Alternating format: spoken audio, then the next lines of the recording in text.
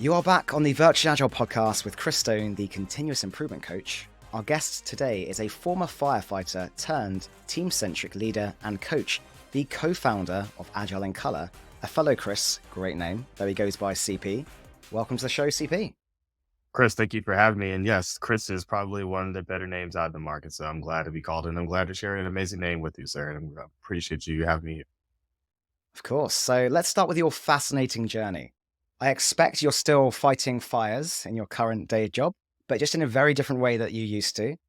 Tell us about your journey. Yeah, for sure. So yes, I fight virtual fires now. In some cases, I do fight physical fires, but not at the scale that I used to before. So a little bit about myself. So I have been a professional of some kind, whether it was as a firefighter, software developer, Scrum Master Agile Coach for the past 15 years. Specifically, currently right now, I am at the Washington Post, which is, if you haven't heard of it, it's a very cool newspaper that covers a lot of things around politics, style, and all that good jazz. Within that space, I'm actually currently switching roles. I used to be the Director of Portfolio Delivery Management, but I am moved over to sales and marketing. And that title and role is a little bit up in the air because I do a little bit of everything. But my big focus right now is around new market research, to building our developer community and being able to see, hey, how can our tools that we build for other publishers can expand? Before all of that, I was also in national public radio. So I think the comparison to folks who are in the UK or listen around the world, so a nice comparison is the BBC is something that's very similar to that. And I worked in that space for about a year as a Scrum Master and Scrum Master Lead. But my career expands back into finance, consulting, a little bit of risk management, a little bit of everything. And it's been a fun journey thus far. And one thing I did want to mention that you mentioned at the top is that, yes, I am the co-founder of Agile in Color, which we provide coaching and upskilling opportunities for people of color within the Agile community. I know we're going to talk about that more, so I won't go too deep into it, but I do want to highlight that because that's like probably one of the best highlights of my career thus far. So it's a little bit about me. Amazing. Well, great to hear about your journey there. I first heard about Agile in Color actually in Orlando, Agile 2023. That's where you and I met. I wasn't aware that that body existed at that point in time. So it's great to hear that there are people out there trying to do more to help people of color get opportunities. And yeah, we can talk about it a little bit now. So what's the mission for Agile in Color? You will articulate it far better than I. Yeah. So as I mentioned earlier, the mission of the Agile in Color is to provide learning and coaching and upskilling opportunities for people of color within the Agile community. Originally, it started with folks who were specifically within the Agile Alliance, but we saw that there was a broader opportunity to expand that outside of just the Agile Alliance because Agile comes in all different communities, different shapes, different perspectives, and we want to make sure that we provide make sure that folks who look like me or people who are allies have an opportunity to support folks who are the most in need, whether that is in coach, as I mentioned earlier, coaching or mentorship, whether that is in public speaking opportunities. Chris, you may have not seen this, but at Agile 2023 over the summer on the Agile Essentials track, if I am not mistaken, out of the 7 speakers that were there, we actually ended up placing 4 people who were interested in getting into public speaking and giving them opportunity and the stage and the practice and the prep to make sure that they were prepared for those talks. It's just those types of opportunities that we can provide to folks who are looking for them, because at the end of the day, right, as we support different Agilists in the community, we get multiple different perspectives, and that just makes the community that much stronger. So yeah. It's a great initiative, and I'm always happy to do what I can to support the cause. Most recently, you and I had a bit of a conversation because one of the learners of my 6-month training program wasn't able to make it. And they said, oh, well, I'd like to donate my seat to someone else. And I mentioned a couple of causes that they could donate to, and one of them was Agile in Color. And they wanted to remain completely anonymous. All I will say, it was a Caucasian person. They wanted to remain anonymous, and they were happy to choose donating their seat to Agile in Color. And a prize winner, Nicole, recently joined one of my cohorts as a consequence. So there are great people out there who are helping and supporting, being allies or accomplices. That was a term I learned at Agile 2023. Something that I'd like to touch upon further with you, actually. For because sure. because the term ally, I think it's thrown around there so often. A lot of companies portray to be allies, and their Mhm. portrayal of their allegiance or their alliance-ship is often, Mhm. well, it's that time of the year, so we're gonna put a pride flag in our logo, and we're gonna maybe virtue signal by putting a few posts out there when it's that time of the year again. I mentioned it's that time of year. We're gonna Mhm. put a few Mhm. posts out there about the importance of diversity, but it's not a one-time thing. And being an ally, I think, is or helping is more than just being an ally. So an accomplice, it Mhm. feels like a very powerful term. What's your take on being an accomplice versus being an ally? This is actually really good because originally when Agile and Color started, I'll give y'all some like a little bit behind the scenes, behind the curtains when we were starting. It was a very similar conversation because this was back in the summer of 2020, right after the killing of George Floyd that had happened here in the US. And the Agile Alliance had put together a focus on racial equity and inclusion within the Agile community because they were trying to figure out what are the things that we can do, though we cannot make change in pure Agilist form, to make massive change, but in pure Agilist form, what is the small, tiniest piece of value that we can deliver on? And so they put together this series, and they had a bunch of different people who came in and spoke. One of those people was April Jefferson, who was a facilitator during that session. And what we realized throughout those conversations was, and just as you mentioned, that a lot of organizations do sometimes the bare minimum, or as we would like to call it, performative allyship. They say the right things, they do the Black History Month, they do these things, they have their pride flags up, but it's all performative a lot of times. And what we realized and through those conversations that though the intentions were positive, like, hey, they thought that they were doing something. If you ever seen the people with the black square on Instagram or Facebook, though they were doing something, they wasn't making a change or wasn't making a difference.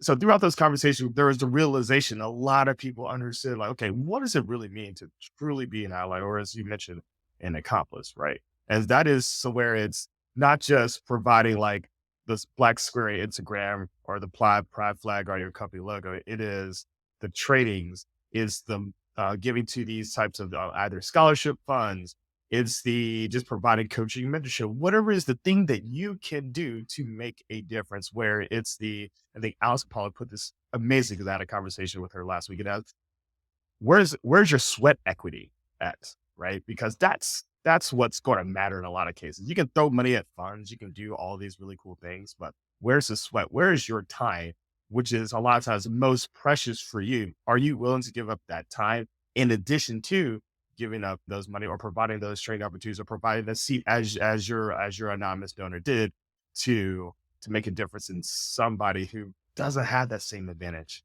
as you may potentially do? That is what matters.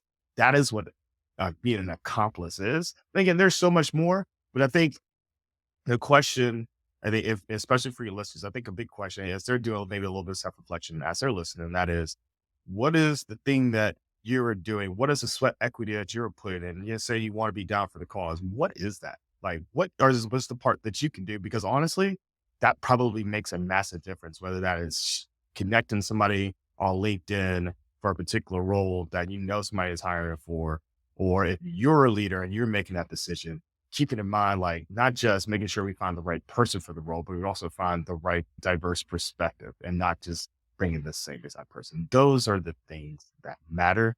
And those are the things that are going to make a difference to make this entire system, entire world, entire community, whatever phrasing that you want to use, a more equitable and a more, I feel cliche when I say this, but a more just community in space. So yeah. There's a really important thing that I want to highlight there, and that is that it's harder. It is harder work to demonstrate or be an accomplice. It's that sweat equity. So the example that is most real to me right now is that when I am trying to host a podcast or the meetup that I run, for me to go and find a diverse group of speakers is harder than it is just for me to say, "Hey, who wants to talk?" And then I get obviously lots of volunteering from certain demographics, certain groups. Or who do I already know? And again, I'm probably going to know more people that are of a certain ethnic background. Mhm. Mhm. So it's just harder. You do have to put in the extra effort, Mhm. but it's for a great purpose, because until we start to change and put in this equity, put in this effort, that will always remain the case. It will always be harder to provide opportunities because those people out there that are doing great work, that are capable and have these great perspectives on things, they just aren't getting the same opportunities that others are getting, like myself. We come from a Yeah. place of privilege. And kind of like to add to, and this is something that when I reflect back on my own personal journey, I would have loved to have something like this that exists, such as Agile and Color that it existed, especially early on in my career, just trying to figure out, just my path and my place within the world, right? Like trying to figure out, is this the right role? Is this something that makes sense for me and what I want to do? And it's so I feel like I have like myself and my co-founder Andrea Robinson, who's really the star of Agile and Color. I am just more like the backup singers. If people know like Gladys Knights and the Pips, I'm the Pip. She's Gladys Knight. I'm just there to help as much as I possibly can. But it's having that community, having something that is there, and being able to do what I do and support the community and support the people who look like me is such an amazing thing that I try my best not to take grand of, because I know that there's other folks that are out there who look like me, who are, or maybe not look like me, or who are in that same position, who want that support, who want the help. And I'm just happy to be able to do this, be able to have something that, I'm very passionate about, to be able to get done. So yeah. If I may, I'm going to share another example from my own background. And that was, I was approached to be a keynote speaker not too long ago. And I was excited. It was going to be the first time I'd done a keynote talk anywhere. Right. Mhm. I thought, oh, this is great. There's a buzz of energy. Cool. This is great. This is exactly what I've been aiming for. And then I asked them to tell me more about it and who else they had lined up. And they basically listed 3 males. And that made me feel it kind of that excitement sank. And my honest response was I wouldn't feel comfortable being another male speaker. Is there not another person who is more deserving of that opportunity? Not more deserving, but that would be more representative. And that meant putting myself out of an opportunity that I was excited about, but it was for the right reason. Now, it's not specific to a person of color in that situation, but it is awareness of my position of privilege and doing what I can to try and improve upon it. Not that I'm trying to celebrate myself or get plaudits for it. I'm just saying that to bring about change, you have to put in the effort, and sometimes that can come at an inconvenience to yourself. Yeah. And that's tough, right? Because that's a little bit of a kind of like a little bit of self-reflection of, hey, it's the right time, it's the right opportunity, it's the right, like, just it seems like everything is coming together, right? Like, and you get to this peak and you're right there, and all you need to do is just touch that and grab that flag and say, I made it to the top. And then you see somebody else that is either looking to break out, looking to break in, that's looking to make it to that stage to where you've been. And you looking back and say, you know what? Right now is not my time. Let me help this person who's trying to get to the top, because my opportunity will come, right? There's a reason why they reached out to you directly and said, hey, we would love for you to be a keynote speaker. Those opportunities will come. It won't be the first and it will not be the last time, right? But for somebody who's looking to get to that point, who's tried and attempted and did everything, and for you to say, hey, I have you, I'm here to help. If you want the slot, this is yours. And then promoting them for that in turn, at least how I look at it, is like, it's that they're paying it forward, because when you do that for them, they're going to do that for somebody else. Or at least in my heart to hearts, they're going to do that for somebody else. Right. And you put good out there in the world. and people are going to reciprocate. It's going to continue to come around. And then when your opportunity comes again, take it, take advantage of it. Because guess what? Somebody saw something in you and said like, hey, I want to hear Chris speak and to share his thoughts, to share his feedback. If it's okay, I actually would like to share another story about being the person who got that leg up, actually. So this is a really great story, and y'all will love this. So Lisa Atkins randomly shot me a message on LinkedIn. My first inclination when I saw that message, like somebody hacked Lisa's account. Because I'm sitting there thinking to myself, there is no reason why Lisa Atkins has any reason. This little random kid who she met in Agile 2020 and in a audacious salon in DC. There's no reason for her to reach out to me. Clearly somebody has hacked her account. But lo and behold, it was her. She had this really nice message, and she was like, "Hey, I would love for you to help me do a keynote with 4 other speakers." I think it was like Sally later, like Lisa, and a couple of other folks, and say like, "Hey, we're gonna do this keynote at the A20 conference," which was virtual because everything at that time, especially in 2020, was still virtual. And that was the 20th anniversary of the Agile Manifesto. It was a big celebration.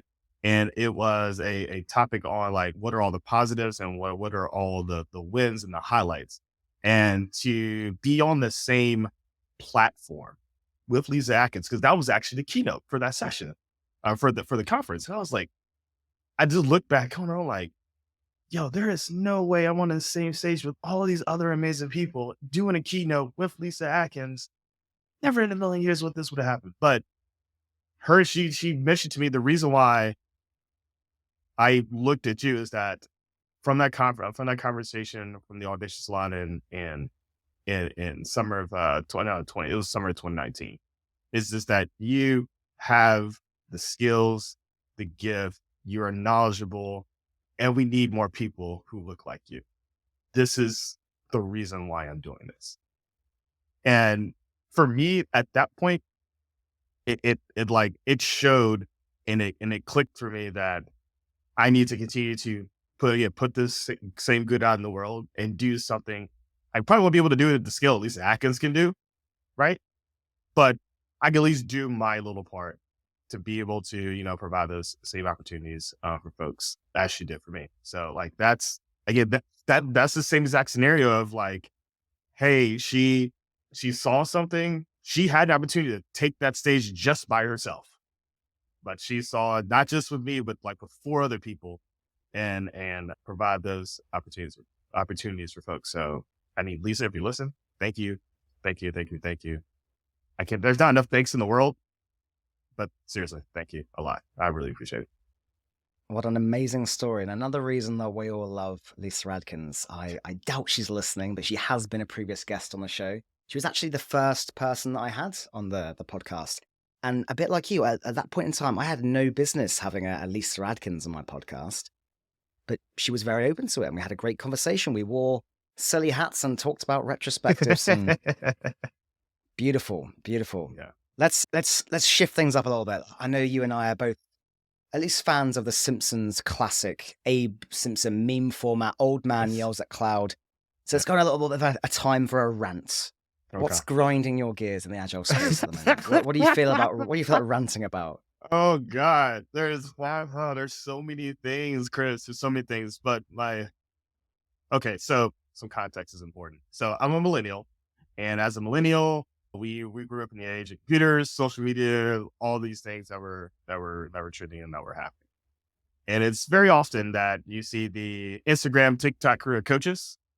And then if you get into even more niche subject, right, there's the Instagram, TikTok, either as coaches, scrum masters, the people who are like, do this certification, you can make $100,000. And $100,000 US, right? Like again, and it's not a small stick to shake at. Like that's like a significant chunk of change. So if somebody's telling you, hey, I take this 2-day CSM, I do my test on PSM, whatever the situation is, and I'm gonna make $100,000, boom shakalaka, as some people would say, like absolutely, I'm gonna go do that, right? However, what they don't realize and what they don't say is that it takes time to get well versed and get good at this job. I personally don't even think I'm good at this job. And I've been doing it for almost 14 years now. I don't think I'm good at this job. I think I know enough to be dangerous, but I don't think I'm like, again, like I'm not a Lisa Atkins, I'm not a Trish Bronter, I'm not a Diane Larson, I'm not a, not any of these people, right? I just know enough just to be dangerous. I don't have any books. I don't have any of that stuff. People don't want to come to listen to me. Like, I'm just saying. But you have these people and they go to these teams, they go to these organizations, and they come in and because you want to know why? Because I've done it. I've done it in my very, very first Scrum Master job. I did it. And when they come in, they don't have the soft skills. Nobody's trained them. Nobody's coached them. Not saying that they can't do it, but they come in with just I'll do the Scrum Master thing. We're going to do our daily stand-ups. There's only 2-week intervals and everything is going to be fine. And that's going to be perfect. And I'm going to take my check and cash it. I'm going to go to Barbados in the summer. That's not how it works. It's not how it works. Like it takes a passion to do this job. It's a thankless job. Nobody's going to say thank you for making sure that we put our sprint goals in and we focus on those things. Nobody's going to say thank you for removing the impediment. Nobody's going to say thank you for the advice or the insight or the one-on-one coaching session, whatever. Nobody's going to say thank you. You have to be okay with that. If you see it just as a paycheck, yeah, that's cool. That's great. I mean, it works. Hey, if it fits, it chips. But the thing about it is that our role, especially when it comes to within corporations, is one of the first roles to get expended. Look at Capital One, for example. They got rid of their entire Agile coaching like job family. That's 1,100 people. And if you ever go on the Capital One blind site, it is people who are saying like, my Agile delivery did nothing. Thank God they're gone. And I'm not saying it's probably those people. It's probably just somebody but I will say that somebody who was just in that job, they collect the paycheck, who, it didn't really, not saying they didn't do anything, but it's tough when you see some of that stuff because that's a reflection on the broader team, and it stinks. So that's one thing. But That's I'll one pause thing. there So because I could keep going. I'm sure you can. There's topics that I could rant about for ages as well. But you've highlighted there I guess the misalignment of expectations that a Scrum Master is like an entry level role, and you can land after just doing a couple of days of training into this highly paying role, and you'll be good at it. Well, not even just good at it, but you can get the job. And I guess it's partly human nature, right? We want things quick, we want things easy. Like doing the hard work to get the experience first can be hard. And yeah, an opportunity has to be there first. I often find people get into a Scrum Master role because they were perhaps an existing role somewhere else at a company, and they decided to go agile. So we need Scrum Masters, and hey, you might make a good Scrum Master. That's one entry point. You've got, perhaps you were in consulting and you were a project manager, and then, people needed more agile. So they started doing agile certifications and otherwise, and started delivering projects in agile. And therefore that results in a pathway there. And I guess then the third one is the one you're talking about here. You start with a certification first, and then you're basically hoping for the opportunity that someone's going to gamble on you, despite your lack of experience, to do that role. It tends to be easier if that person has done a number of other roles first with skills that are transferable. If they're great people, like a geese goose, if they are great at working with people, the softer side, they might make a great Scrum Master. It's a difficult one, isn't it? Especially when we were coming back to earlier about the opportunities. So if you want to give people opportunities and they don't have the skills and experience, then how do they get that opportunity to begin with? They need the skills and experience. It's like when you see job adverts out there that say, hey, this is entry level, and yet 3 years experience, please. It's like, what? That doesn't make sense. Entry level yet needs experience? Huh? So it's a difficult one. I'm not sure what the solution is to it, but definitely the kind of influencer side of you will get this if you do this needs to It's not maybe not need to change, but we need to try and ensure that people's expectations are managed accordingly. yeah, that's extremely true, right? Because like the other three examples that you did, I think I was number two, where hey, we're doing this agile transformation thing. You're risk manager, process manager, you do Lean Six Sigma, so that all kind of like just fits together, right? So yeah, just do the agile thing. And I was like, yeah, sure, why not? Then immediately fell in love with it, right? So like it's funny how that works out. And then I left, and then somebody took a chance on me as a newer scrum master to come in and do this job. But to the example that you said, especially on the number three, it's hard, man, because you see these same exact stories. People take the class, they pay a lot of money, they expect to, as I would expect a return on my investment. If I even if it's $4.95, even if the course is at cost at $200, I think is the Scrum Alliance to get people through the thing.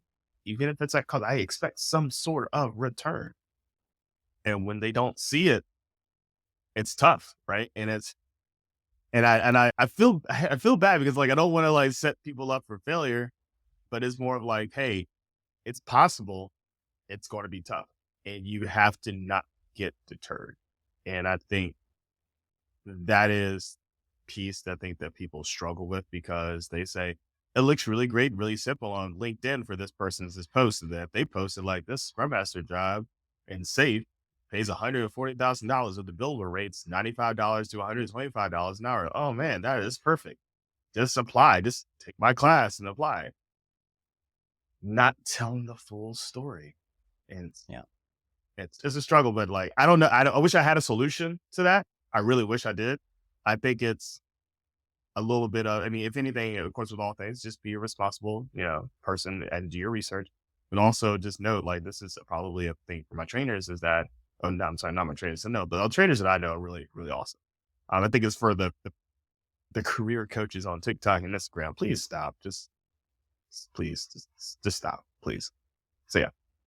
And I think it can lead to some of the scenarios you described, the companies making mass layoffs of certain agile roles because they've seen a lot of situations where someone's gone out and got a 2-day course and they've got a shiny badge for their LinkedIn, and that doesn't demonstrate their competence to be able to perform the role.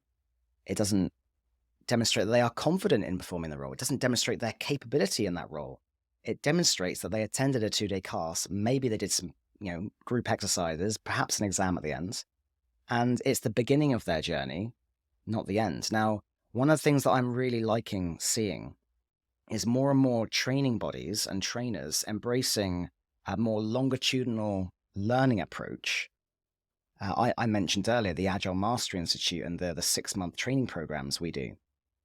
The aim therein is for people to pick up new skills, apply those new skills in their work, in their opportunities that they have to do so. But then that new skill is reinforced in a feedback loop with the rest of their group and their trainer because it's over several months. So they get to try something, see how it worked. Maybe it failed. Okay, this is how we could do it differently next time. And all of those things, because it's longitudinal, because it's over time, because it's in their context, will result in someone becoming better equipped to perform in that role. And I'm very heartened to see not only the Agile Master Institute, but other training bodies embracing this training approach. I know IC Agile does it for their enterprise coaches. I know other groups like Scrum.org are looking into how they deliver training over longer periods of time. And it's great to see that. And I think that maybe is one solution that we can move towards where we value that type of learning more than the 2-day alone training. To your point that you made earlier, when you have like those feedback loops and you have those opportunities, like where it's not just the feedback loop over those 2 days or over, because some courses, especially with IC Agile, where some of the courses are like 4 days, depending on how the instructor breaks it up. You could, have a lot of those opportunities for those feedback loops. But I think more often than not, I think this is something with the larger certifying body, or as some people like to call it, the Agile Industrial Complex, uh, to taking a look back and say, okay, are we providing our folks the best? Are we setting them up for success post class, right? What you're doing, because I just I'll give a shout out to IC Agile because I'm an accreditor for IC Agile, so I get to see a lot of the courses that those folks put together and get like the stamp of approval, and to see how they went through and thought about how they built their course, the materials, the learning objectives, making sure all those things are hit, and is how the course is built just overall. Because yes, you can put together a PowerPoint deck that hits a bunch of learning objectives, great, but are there people actually learning something from that? Those types of approaches, I think, will make the difference, especially if the Agile community wants to continue to get better and thrive. Right? We have to do these things. We have to give folks the opportunities to learn, and versus being like me. And unfortunately, my very first job where I was like, had the title of Scrum Master in Workday, I unceremoniously got kicked off of my team as a Scrum Master because they didn't think they knew more. I don't want anybody else to go through that scenario, but that was a learning lesson for me to go through that. But we can set people up for success so they don't have to have that very awkward conversation as it gets booted out of the Slack channel. You know what? Even better. So yeah. Anything else that grinds your gears at the moment, or I can share one of mine? How about you go? Because All right. I'll continue to rant because that's All right. just me. My mini rant is the dogma you see in the Agile community. It fascinates me that the whole Agile community is often based upon the premise that we are continuously uncovering better ways of doing things. And yet often, a lot of what we see is, you aren't Agile if you do this. Or, hey, this approach sucks. Safe is a real common example. This approach sucks. Don't do safe. If you're doing safe, you aren't Agile. But, by the way, here's how you can do Agile, and buy my course or buy my training thing, right? We tend to take this approach where we have to break someone else down to build ourselves up, as opposed to choosing to build others up and say, hey, I've got a different take on this. Have you considered trying it this way? And that is my own stance. So I love to just begin with a position of curiosity, focusing on building others up rather than breaking them down, and focusing on applying the way of working that fits the context, not just this arbitrary, you aren't doing this and therefore you aren't Agile enough. What's your take? Oh, that's actually a really good one, because a little bit of self-reflection as a coach does. I feel that if you asked me that same exact question about 4 years ago, right before COVID, I think I would be in that camp of, well, if you're not doing these things, like, that's what agility is about. The 4 values and 12 principles. These are things that are important. And yes, that is key and is paramount, and they're like the guiding principles, right? Absolutely. And I am not knocking that. But what I've learned now is, as our world changed in 2020, we had to change also. And I have gone into coaching conversations, team meetings, conversations with my directs. And I tell them often, it's not about how you do it. Yes, that the how is important. It's about the value that is being delivered and brought, and it comes to fruition, right? Especially when you think about agility, right? If it's small, sizable chunks that you can view, adjust, iterate on, and it's valuable for it, could potentially, let me clarify, it could potentially be valuable for your end user, whoever that end user could be. It could be internal, it could be external, heck, it could be for your own individual team. That's what matters. Everything else, sure, adjust it, whatever. I mean, like, long as folks are delivering value, there's trust that exists. Folks are open and respect each other. And you can see them going down the scrum values too. But like, my thing is that, like, those things are important. Everything else is just noise. Not saying noise is a bad thing, but it's that's what matters. But I think talk to me like in 2019, I think it'd be a different stance. But my buddy, Lord, because I keep pulling stories from everybody else. My buddy Chris Lee, God, I love that guy to death. He's so awesome. Another Chris, by the way. Yeah, no, Awesome. and again, obviously, great Trend Chris here. is just there's a trend. But Chris Lee loves when we go to conferences, especially always at Agile 20X conference, right? It's always you see the people who try to slam dunk, in his words, on others, right? And try to say like, I forgot, like the quote unquote, he doesn't say this is in my interpretation. I forgot more about Agile than you have ever learned or whatever. I'm like, that doesn't even remotely matter. We're all here as practitioners and fans of this methodology and approach. Can we just be that and be okay? And it's so funny because I love Diana Larson, and she is just such a amazing person, and she's like the epitome of what I want to be. She's just a very chill, water rolls off of her back, whatever. She's just like fine. Like people know who she is in the community. She doesn't have an ego, and she's always willing to support and help people no matter what level that they're at.